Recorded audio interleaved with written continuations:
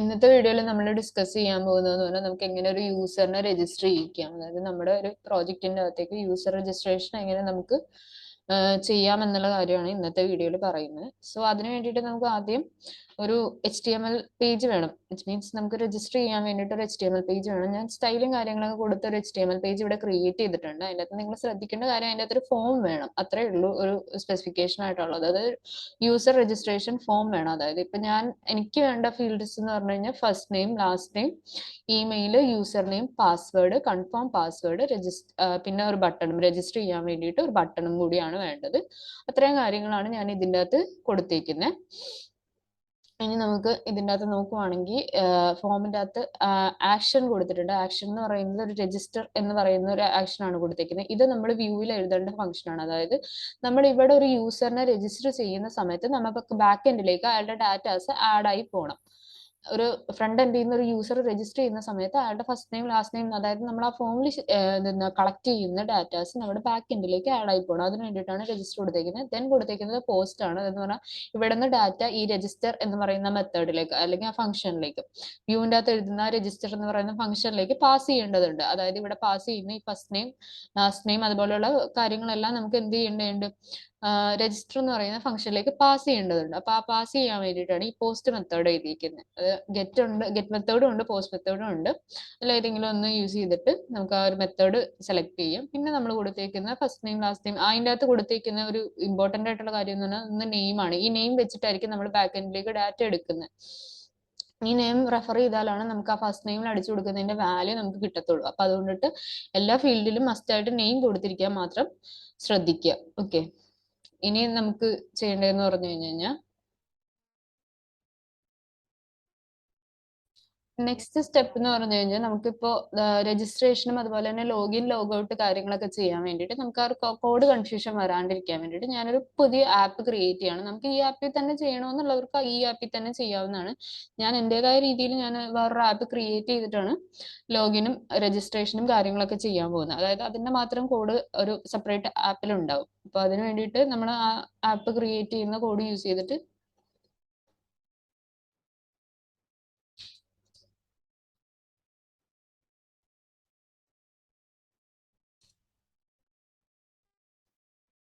Accounts എന്ന് പറഞ്ഞൊരു app create ചെയ്തു. നമുക്കിവിടെ അക്കൗണ്ട്സ് ക്രിയേറ്റ് ആയി വന്നിട്ടുണ്ട്. ഇനി അതിൻ്റെ അകത്ത് നമുക്ക് എന്താ വേണ്ട, ആദ്യം വ്യൂസിൻ്റെ അകത്ത് നമുക്കൊരു ഫംഗ്ഷൻ വേണം. രജിസ്റ്റർ ചെയ്യാൻ വേണ്ടിയിട്ട് നമുക്ക് അതിൻ്റെ അകത്തൊരു ഫംഗ്ഷൻ ഉണ്ട്, ഫംഗ്ഷൻ വേണം. അപ്പൊ ആദ്യം അത് എഴുതാം. വ്യൂസിൻ്റെ അകത്ത്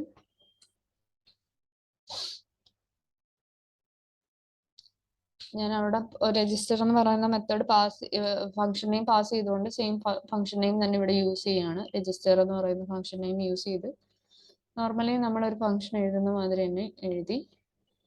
ഇനി നമുക്ക് ഇതിൻ്റെ അകത്ത് ഇനി ചെയ്യേണ്ടതെന്ന് പറഞ്ഞു കഴിഞ്ഞാൽ ബാക്ക് എൻഡിൽ, അതായത് നമ്മൾ സബ്മിറ്റ് ചെയ്യുന്ന സമയത്താണ് രജിസ്റ്റർ എന്ന് പറയുന്ന ഇത് കോൾ ചെയ്യുന്നത്. അപ്പോൾ നമുക്ക് എന്ത് ചെയ്യണം, നമുക്ക് അവിടെ നിന്ന് കളക്ട് ചെയ്ത ഡാറ്റാസ് നമ്മുടെ ബാക്ക് എൻഡിൽ ടേബിളിലേക്ക് ആഡ് ചെയ്തെടുക്കണം. അപ്പൊ അതെന്ന് പറഞ്ഞു കഴിഞ്ഞാൽ ബാക്ക് എൻഡിലേക്ക് ഡാറ്റ ആഡ് ചെയ്യാൻ വേണ്ടിയിട്ട് നമ്മളൊരു പുതിയ ടേബിൾ ക്രിയേറ്റ് ചെയ്യേണ്ട ആവശ്യമില്ല. നമുക്ക് നമ്മുടെ PostgreSQL ഓട്ടോമാറ്റിക്കലി നമ്മളൊരു ജാങ്കോ പ്രോജക്റ്റ് ഒരു മോഡൽ മൈഗ്രേറ്റ് ചെയ്ത് കൊടുത്തപ്പോൾ തന്നെ നമുക്ക് ഇവിടെ ഓട്ടോമാറ്റിക്കലി ക്രിയേറ്റ് ചെയ്തൊരു ടേബിൾ ആണ് ഓത്ത് യൂസർ. അതായത് യൂസർ ഒതന്റിക്കേഷന് വേണ്ടിയിട്ടുള്ള ഒരു ടേബിൾ ആണ്. ആ ഒരു ടേബിളിലേക്ക് തന്നെ നമുക്ക് ഇത് ചെയ്ത് കൊടുക്കാം. നമ്മളിപ്പോൾ കളക്ട് ചെയ്യുന്ന ഡാറ്റാസ്, അതായത് ഇപ്പൊ ഞാൻ എക്സാമ്പിൾ പറയുകയാണെങ്കിൽ പാസ്വേഡ് കളക്ട് ചെയ്തിട്ടുണ്ട്, പാസ്വേഡ് അങ്ങോട്ട് കൊടുക്കാൻ പറ്റും. Then user name, first name, last name, പിന്നെ ഇമെയിൽ, അത്രയും കാര്യങ്ങളാണ് ഞാൻ കളക്ട് ചെയ്ത് വെച്ചേക്കുന്നത്, ഫോമിലൂടെ കളക്ട് ചെയ്ത് വെച്ചേക്കുന്നത്. ഇതെല്ലാം നമുക്ക് എന്ത് ചെയ്യാം, നമുക്ക് ഈ ഓത്ത് യൂസറിലേക്ക് ആഡ് ചെയ്ത് കൊടുക്കാം. നിങ്ങൾക്ക് ഇനി എക്സ്ട്രാ കോളം വേണമെങ്കിൽ അത് ഇതിനകത്ത് ഒരു കോളം കൂടി നിങ്ങൾക്ക് വേറെ ഏതെങ്കിലും ഇപ്പോൾ ഫോൺ നമ്പർ ആഡ് ചെയ്യണമെങ്കിൽ വേറൊരു കോളം കൂടി ക്രിയേറ്റ് ചെയ്തിട്ട് അത് ജസ്റ്റ് ആഡ് ചെയ്ത് കൊടുത്താൽ മതി. ഫോമിൻ്റെ അകത്ത് ആഡ് ചെയ്ത് കൊടുക്കുക, ബാക്ക് എൻഡിലേക്ക് ആഡ് ചെയ്ത് കൊടുക്കുക, അത്രയേ ഉള്ളൂ. അപ്പൊ ഇത്രയും കാര്യങ്ങളാണ് ഈ ഒരു ടേബിളിലേക്ക് ആഡ് ചെയ്ത് കൊടുത്താൽ മതി. സോ ആ ടേബിളിന്റെ ഒരു ഇത് നമുക്ക് ഇങ്ങോട്ട് ഇമ്പോർട്ട് ചെയ്യണം. അത് ഫ്രം Django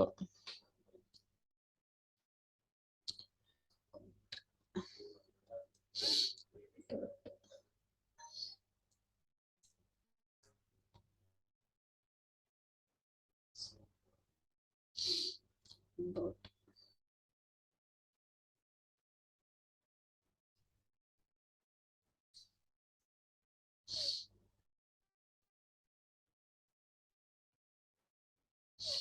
അങ്ങനെ അത് രണ്ടും നമ്മൾ ഇവിടെ ഇമ്പോർട്ട് ചെയ്ത് വെച്ചിട്ടുണ്ട്. ഇനി എന്ന് പറഞ്ഞു കഴിഞ്ഞാൽ നമുക്ക് ഇതിൻ്റെ അകത്ത് ഈ ഫംഗ്ഷൻ്റെ അകത്ത് നമുക്ക് ബാക്കി കോഡ് ചെയ്താം.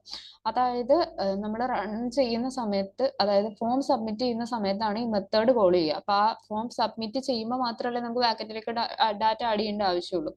അപ്പൊ ഫോം സബ്മിറ്റഡ് ആണോ എന്ന് അറിയാൻ വേണ്ടിയിട്ട് ആ റിക്വസ്റ്റ് ഡോട്ട് മെത്തേഡ്, അതിന്റെ മെത്തേഡ് പോസ്റ്റ് ആണോ എന്ന് ചെക്ക് ചെയ്യാം.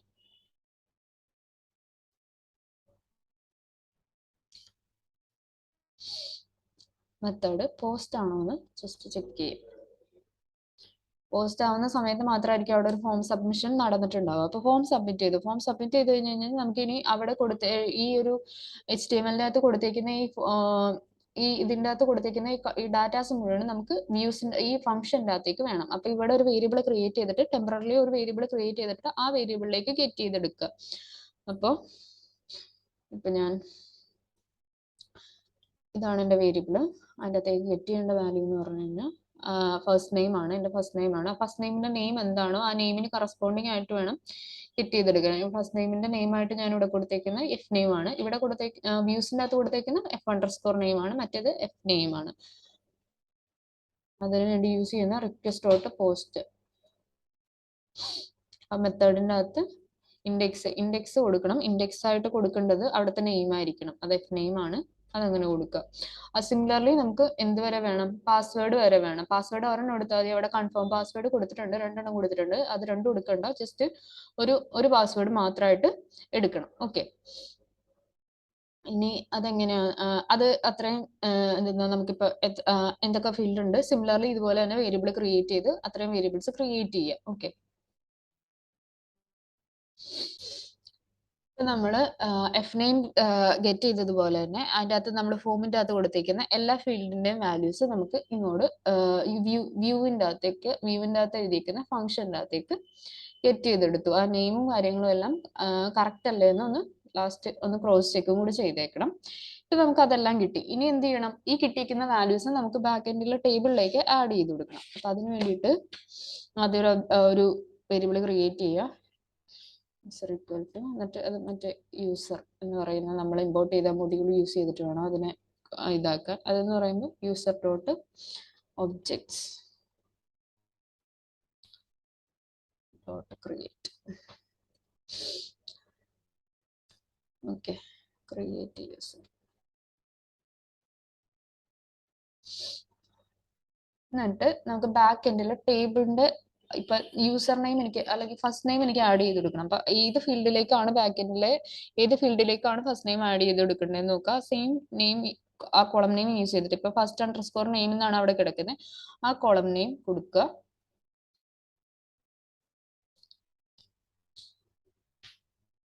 അതിലേക്ക് ഇവിടെ എവിടെയാണോ നമ്മുടെ വാല്യൂ ഇരിക്കുന്നത്, ഏത് വേരിയബിളിലാണോ ആ വേരിയബിൾ അസൈൻ ചെയ്ത് കൊടുക്കുക.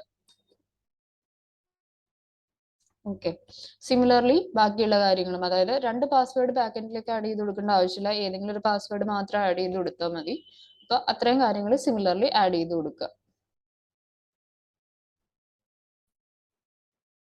നമ്മൾ സിമിലർലി ഒരു ഫസ്റ്റ് നെയിമും അതുപോലെ തന്നെ ലാസ്റ്റ് നെയിമും യൂസർ നെയിമും ഇമെയിലും നമ്മൾ കളക്ട് ചെയ്ത എല്ലാ ഡാറ്റാസും ഇങ്ങോട്ട് ആഡ് ചെയ്ത് കൊടുത്തു.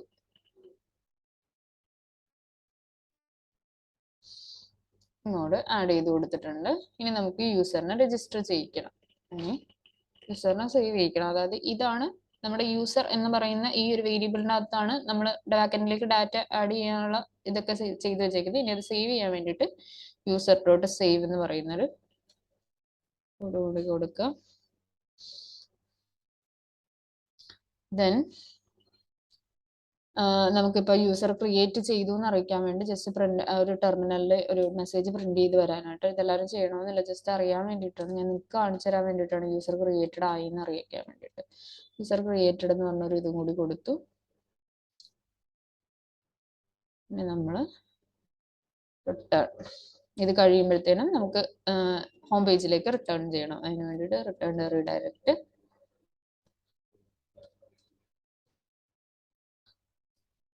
ഹാഷ് കൊടുത്താൽ മതി.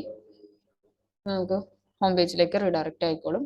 ഈ റീഡയറക്റ്റ് ഇമ്പോർട്ട് ചെയ്യാത്തത് കൊണ്ടിട്ടാണ് ആ ഒരു പ്രശ്നം കിടക്കുന്നത്. ഇവിടെ റെൻഡറിന്റെ കൂടെ റീഡയറക്റ്റും കൂടി കൊടുക്കുക. അപ്പോൾ ഒരു പ്രശ്നം മാറിക്കോളും. ഇനി എൽസ്, അതായത് നമുക്കിപ്പോൾ ഫോം സബ്മിറ്റ് ചെയ്തിട്ടില്ലെങ്കിൽ രജിസ്റ്ററിനെ കോൾ ചെയ്യുന്ന സമയത്ത് നമുക്ക് ആ index dot register dot HTML കാണണം. അപ്പൊ അതിന് വേണ്ടിയിട്ട് എൽസ് ആണെങ്കിൽ റിട്ടേൺ റെൻഡർ കൊടുക്കുക.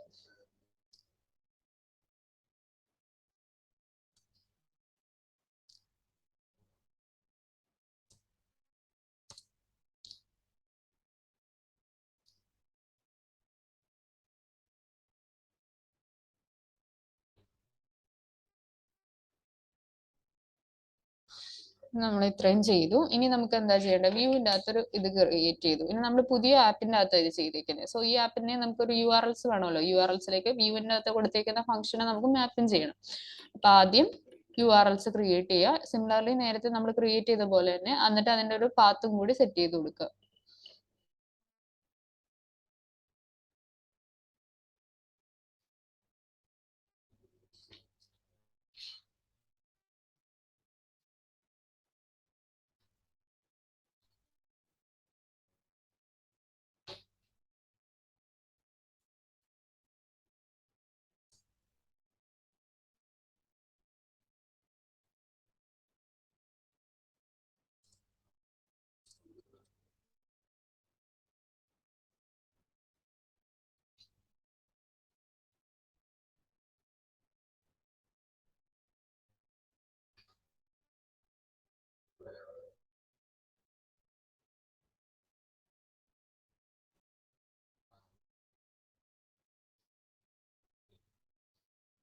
ഫംഗ്ഷന്റെ നെയിം കൊടുക്കുക.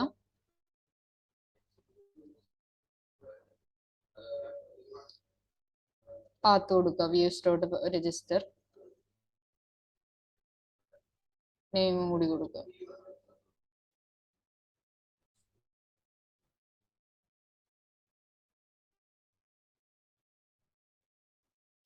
നമ്മൾ ഇതിൻ്റെ അകത്ത് സെറ്റ് ചെയ്ത് കൊടുത്തു. ഇനി നമുക്ക് എന്താ വേണ്ടത്? അക്കൗണ്ട്സിന് ഒരു URL ഉണ്ട്, പക്ഷെ അത് നമ്മുടെ പ്രോജക്റ്റിന് അറിയത്തില്ലല്ലോ. അപ്പൊ പ്രോജക്റ്റിന്റെ URLിലേക്ക് അതും കൂടി ഒന്ന് കണക്ട് ചെയ്ത് കൊടുക്കണം.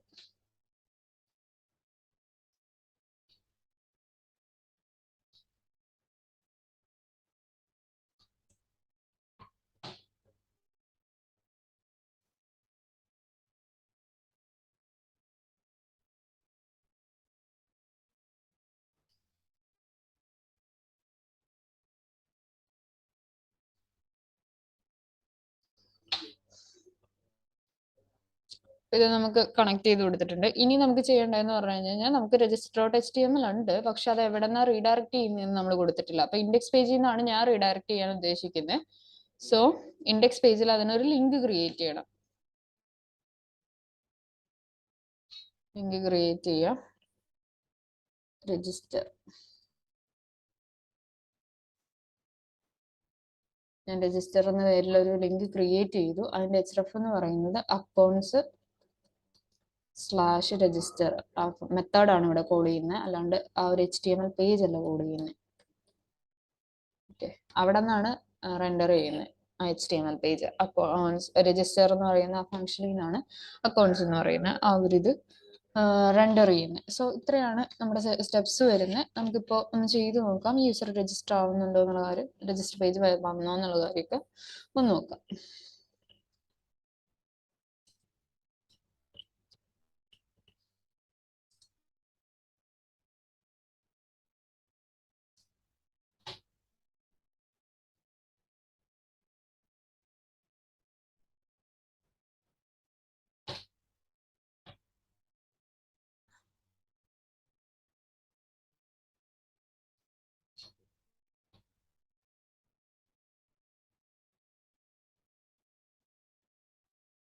നമുക്ക് ഒരു എറർ വന്നിട്ടുണ്ടോ എന്താന്ന് നമുക്ക് നോക്കാം. എന്തായാലും വ്യൂസ് ഡോട്ട് PYന്റെ അകത്താണ് എറർ എന്ന് പറഞ്ഞിരിക്കുന്നത്.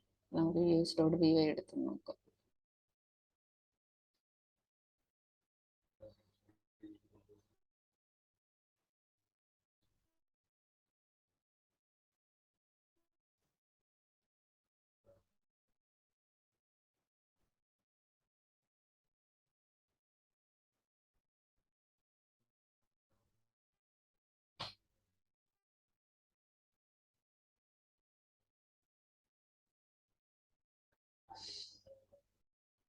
നമ്മൾ register.html കൊടുത്തപ്പോൾ അതൊരു സിംഗിൾ കോട്ട്സിലായിരുന്നു കൊടുക്കേണ്ടിരുന്നത്, അല്ലെങ്കിൽ ഡബിൾ കോട്ട്സിൽ. അതൊന്ന് ഇട്ടുപോയതായിരിക്കും എററായിട്ട് വന്നത്.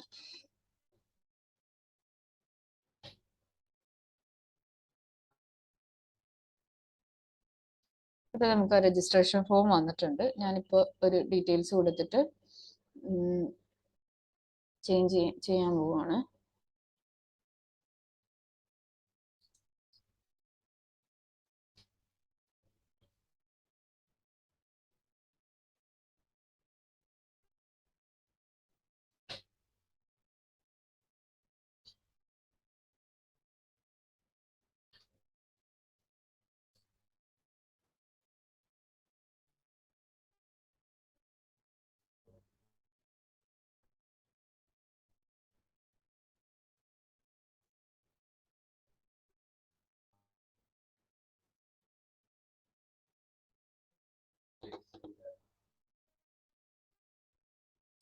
ഓക്കെ, നമ്മൾ അഗെയിൻ നമ്മളൊരു കാര്യം വിട്ടുപോയതാണ്. അത് CSRF ടോക്കണിൻ്റെ അകത്ത് വേണം കൊടുക്കാനായിട്ട്. CSRF ടോക്കണിൻ്റെ കാര്യം ഞാൻ മറന്നുപോയത്. നമ്മുടെ ഇൻഡെക്സ് register.html ക്രിയേറ്റ് ചെയ്ത ആ ഒരു ഫോം ക്രിയേറ്റ് ചെയ്ത് കഴിയുമ്പോഴത്തേന് ആ ഒരു ഫോമിൻ്റെ അകത്ത് നമുക്കൊരു CSRF ടോക്കൺ കൊടുക്കേണ്ട ആവശ്യമുണ്ട്. അതും കൂടി ഒന്ന് കൊടുത്തേക്കണം.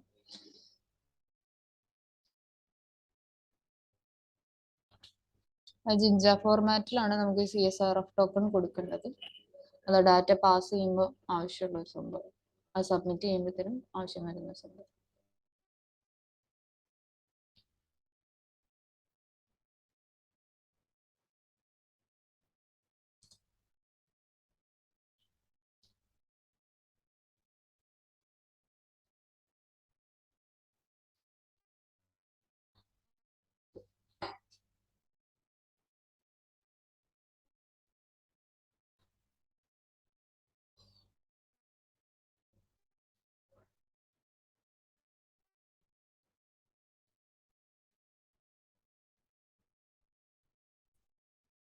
ഒന്നുകൂടെ സേവ് ചെയ്തിട്ട് ഒന്നുകൂടെ റൺ ചെയ്ത് നോക്കുകയാണ്, സബ്മിറ്റ് ചെയ്ത് നോക്കാം. ഓക്കെ, നമുക്ക് ഇപ്പൊ സബ്മിറ്റ് ആയി കിട്ടി. അത് ജസ്റ്റ് ആ CSRF ടോക്കൺ കൊടുത്തതിന് ശേഷം നമ്മൾ ആ സേവ് ചെയ്തത്, അത് HTML പേജ് സേവ് ചെയ്തത്, അപ്പൊ ഒന്നും കൂടി ഒന്ന് റൺ സെർവർ ചെയ്യേണ്ട ആവശ്യം ഉണ്ടായിരുന്നു. അതുകൊണ്ടിട്ടാണ് ആദ്യം CSRF ടോക്കൺ കൊടുത്തപ്പോഴും അത് വർക്ക് ചെയ്യാഞ്ഞത്. അപ്പൊ നമുക്ക് ഇപ്പൊ നോക്കുവാണെങ്കിൽ നമുക്ക് രജിസ്റ്റർ ആയ ഈ ഇത് കൊണ്ടിട്ടാണ് HTML പേജിലേക്ക് നമുക്ക് എന്താ റീഡയറക്ട് ചെയ്ത്. ഇനി നമുക്ക് PG അഡ്മിൻ്റെ അകത്ത് നമുക്ക് അതിന്റെ ഒരു ഡാറ്റ വന്നിട്ടുണ്ടോ എന്ന് നമുക്കൊന്ന് നോക്കാം.